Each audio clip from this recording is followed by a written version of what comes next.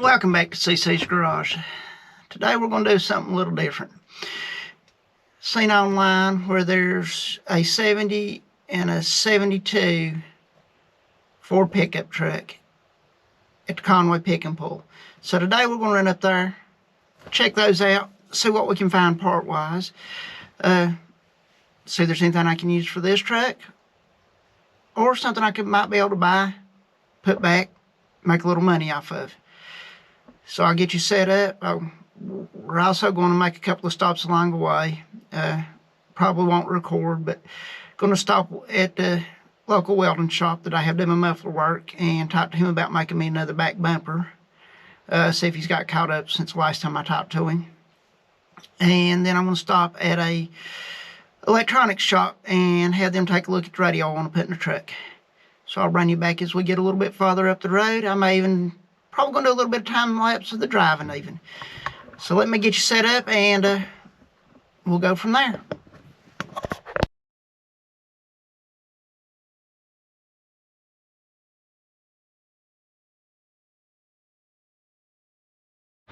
Okay, made it to the junkyard. This is one of the two trucks they've got here. As you can tell, it's picked over pretty good. I mean, nothing left in the dash. But they get back here, and here's some of the front end stuff. But it does have one thing I need to get around here out of this mud hole. I keep having problems with this blinker on my truck grounding out. So I'm gonna go back out and get what I need to pull off the nut on the bottom. Come back in and get that. Get you a little more look at this truck. I mean, it's rough. You can tell people tried working on it and fix it. I mean, at all the holes I drilled and pulled that back up. So at least it's going to get another life as a parts truck. And I'll show you the other one here in a minute. Okay, here's the other one. This was a big block truck. Either 429 or 460 down in it. And as you can tell, 72. It has seen better days itself. It did have a little bit of custom work going on the inside. Straight drive. Again, all the dash stuff's out. This was a, well, no, somebody had took right there and smoothed up where it was on the column at one time. I was looking for an ashtray. Mine's missing one of the ball bearings out of it, which another truck had that. Well, I'm gonna go get the tool I need to get that other part off, and I'll bring you back after I get done. Try this again. I'm back at the house next day. This is going to be the second time I recorded this one because somebody decided they wanted to fly by with no mufflers on their vehicle. Doesn't give you power, all it does is make noise. But I picked up this indicator mainly because I've got a short somewhere on the truck in this wiring harness. You can reach back there and move it and it'll start working. And I also dropped off this at the repair shop. He was able to get both of them fixed. They'll be going back in the truck after this. Let me turn the get the truck signal turned on here. I just had to. Okay, what did I do with the keys? I just had them. Okay, I've looked at the noisy fuel pump. But now it's working. But a lot of times, we'll go back around here, I'll leave it on. When you hit that, it'll just light up and won't do anything.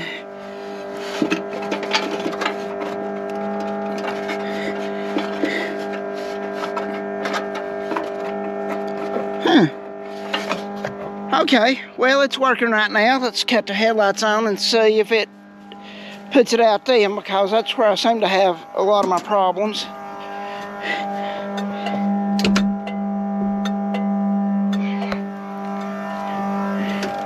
And it's still working.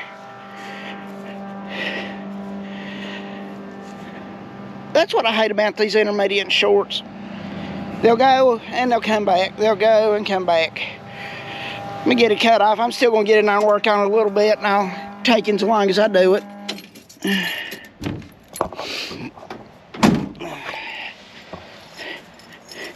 Got you on the magnet base, that way I can set you up.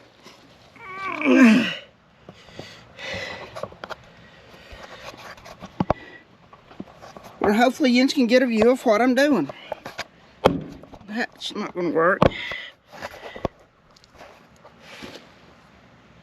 Okay.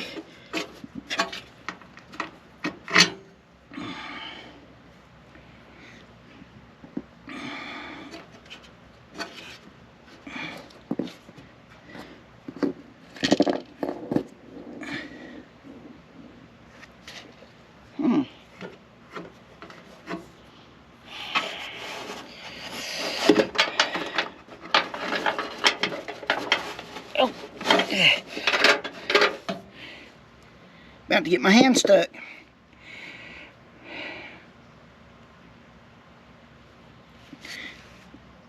Go in here and grab the socket. I need to pull the 2 nuts off the bottom there. Now the nuts that hold this in place are underneath. So I'm just coming in from the fender well.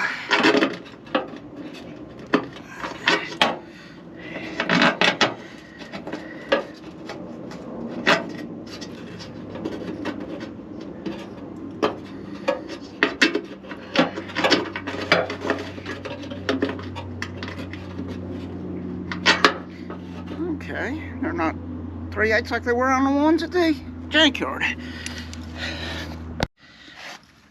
Okay, try this again.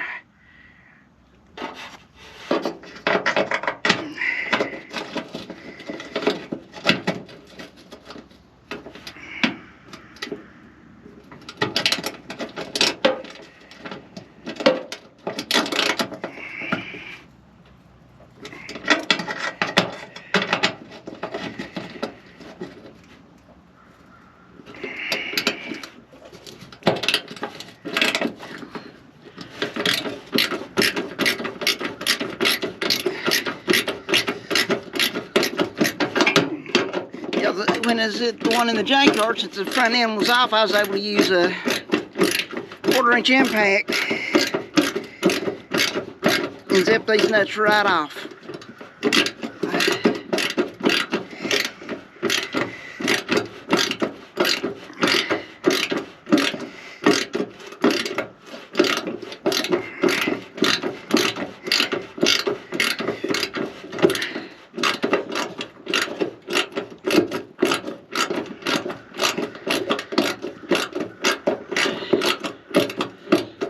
Okay, I'll bring you back when I get all. Okay, got it pulled out. Now I've just got to get it unplugged. There's that half.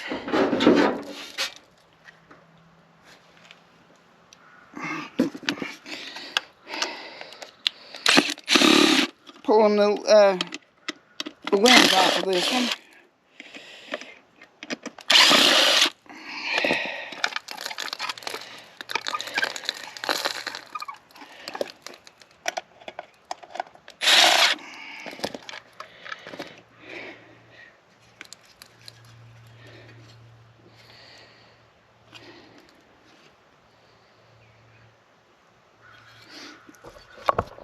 This one's definitely crowded up pretty bad.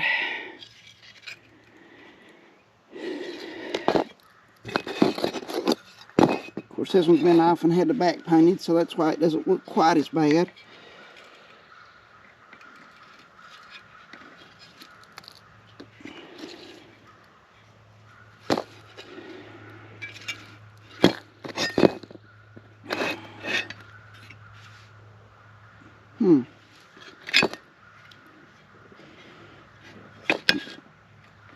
The only reason I got it was for the wiring harness.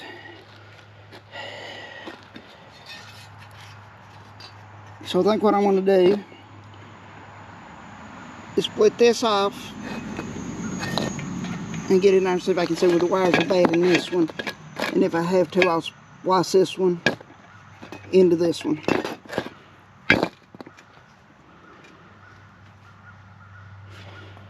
Okay, let me go get a razor blade and we'll get into that. Well, I went ahead and when it's in here, split this open, got where the wires move around a little bit better. Did notice little contact pieces here. I was able to get them to move around a little bit more in their plastic part to make better contact with the bulb. The worst time I seem to have when this wants to act up is when after it's been raining. So I'm thinking it's probably just getting some water down in the back side of the plug there through that plastic part that wasn't sealing good, and that was allowing the moisture to get in there, and then it was just shorting out between the two. So by taking that off, hopefully it'll allow the water to get out easier. So I'm going to put these two nuts back on there, get the cover back on it, and then we'll discuss what I'm going to do about changing out the back bumper. Okay, I told you I would discuss what I was going to do about a bumper. I don't like this bumper, never have. Plus, it's also seen better days. It used to have the rubber bumpers, like when you back up to a dock, on both sides. I took that off, made it look a little better, but just still not what I really wanted. I had picked this one up at Pick and Pull. Let me I'll pile back.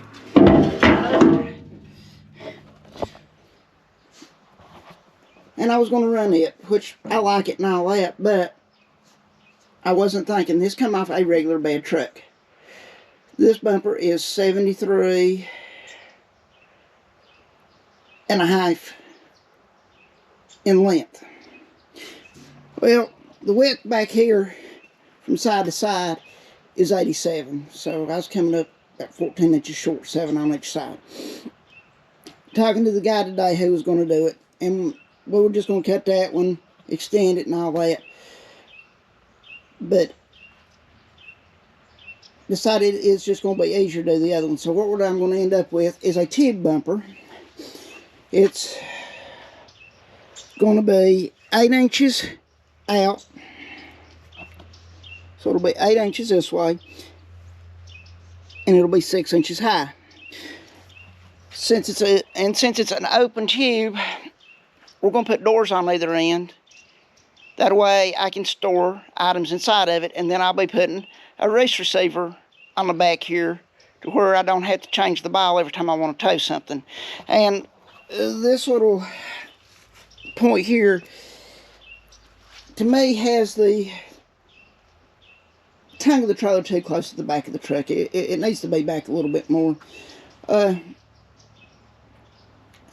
I don't have any idea what these were on here for.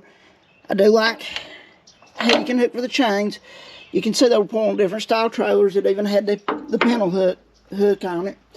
So we'll get the other one done. It's also, come around here, I'm not going to have it dropping down as low. I want to keep it, you know, up a little bit more.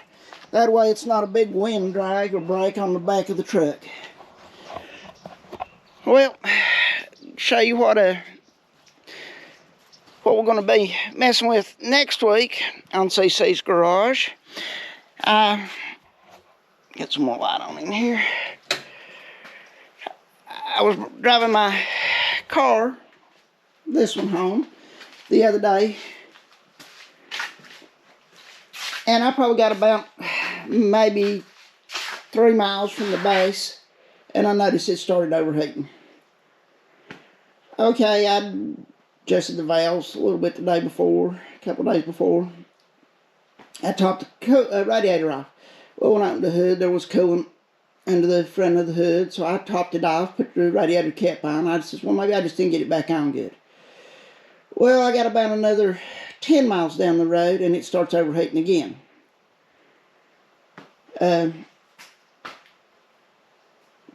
Steaming, pushing coolant out. So on the next video we're going to go over how to find a leak and what I have to do to repair this leak. So we'll see you next time on CC's Garage. Have a good day.